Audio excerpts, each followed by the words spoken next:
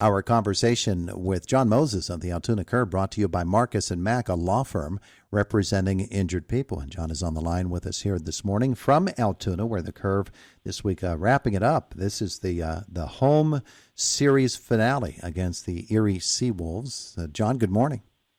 Good morning. Good to have you with us here today. You'll be happy to know that the forecast says that for the rest of the week you're good. Yes, that is such welcome news. But no doubt last night it just wasn't in the cards. But at least there's no double headers, which is definitely good for everyone. Curious that there's no double header to reschedule that game. How come? Well, we're at the point in the year where both teams are sort of out of the playoff picture, and Major League Baseball thought it would be okay in terms of there's already going to be wear and tear on bodies at this time of year, so. Mm-hmm.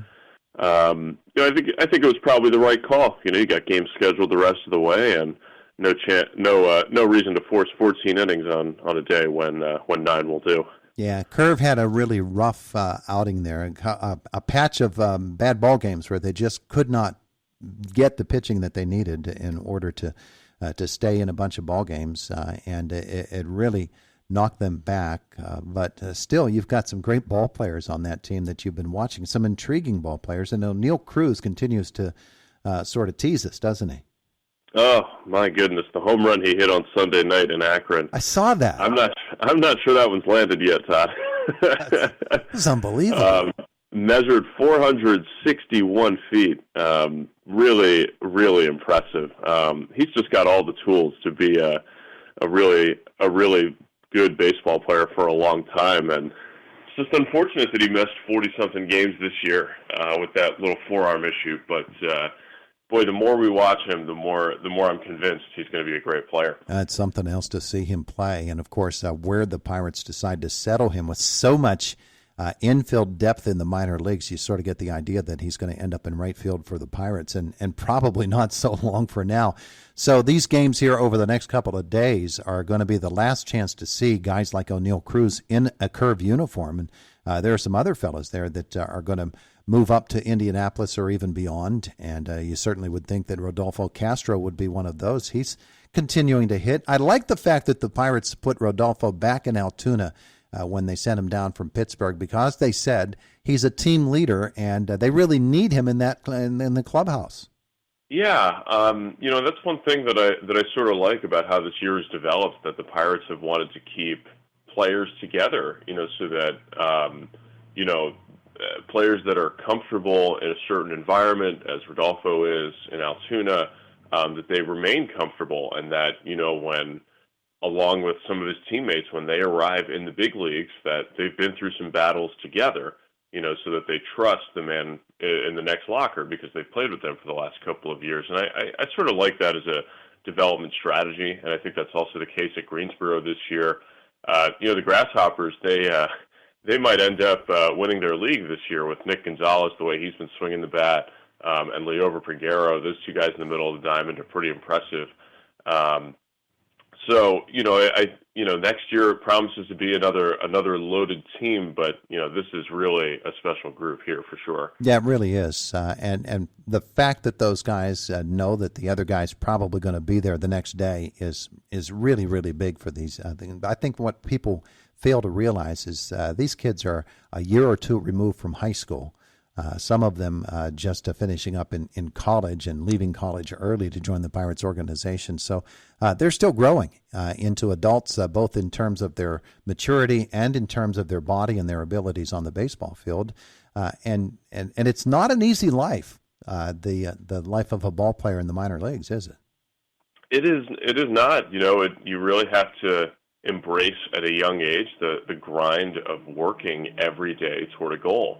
And it's funny, I talked to Kanan Smith-Njigba about this earlier this year, where he was saying, his first year of professional baseball was difficult. In that situation, he was still a Yankees prospect at the time, but he was in Staten Island, New York, and, 18 years old, living in New York City, that's a real challenge on its own. And, he sort of spoke about how, it was a very good developmental year for him because he learned what it looked like off the field in order for him to be successful on the field. And that's a lesson you really do have to learn in the minor leagues before you make your way to the big leagues. And I think that's something we've been talking about all year, that there's so many young players on this team. The majority of the roster is age 22, which is still about 2 years younger than the average player at AA. So I think in some regards that has worked well for the Curve this year, but also worked against them at times because there's pretty good competition at this level. Yeah, there really is. So tell me about seeing Rowansi here the last two outings for him. He pitched again the other day. So the first outing was he was still sort of looking for it in terms of his breaking stuff and finding the right release point on his breaking balls. And, the velocity looked great, mid to high 90s like we were used to before he was injured. But his start on Tuesday night, the breaking stuff was back. He had really good feel for the slider where he could put it on the outside corner for a strike, or he could break it off, break it out of the strike zone to get a swing and miss and finish an at bat. He looks great. Through about 40 pitches, so he's probably got one more start with us in that 50-pitch range, probably next week in Bowie. Mm-hmm. And it's great to see him come back, and he feels strong, he feels healthy, and it seems like there's a decent chance that he'll pitch either in the Arizona Fall League or perhaps at AAA at the end of the year, because their schedule runs an extra 10 games, or even in winter ball, perhaps down in the Dominican Republic, where he can, keep adding a few innings to his arm because, the Pirates do want to have him available as a major league option next year. And, he'll need more innings in order to be in a position for that. Yeah, absolutely. People are really excited about Rowansi Contreras and some of these other guys with the Altoona Curve. So, final weekend of home games for Altoona. What are some of the things people can look forward to with these final games? Well, tonight is our final thirst day of the season, where we have $2 beers, $2 22-ounce sodas, $1 by Junietta brand Kunzler hot dogs. Saturday night will be our final post-game fireworks show of the season. That's a patriotic-themed fireworks show, as we'll be playing on the 20th anniversary of September the 11th. And, as we were talking about at the beginning, weather looks great this week, so one of your last chances to see Curve baseball comes this weekend. It should be fun. Yeah, it really should. And, speaking of September 11th, one of the things that I enjoy most about the Curve games is before the game, the salutes to military veterans who are there. It is just amazing to me to see the respect that these ladies and gentlemen get when they are introduced and how humble they are all about it.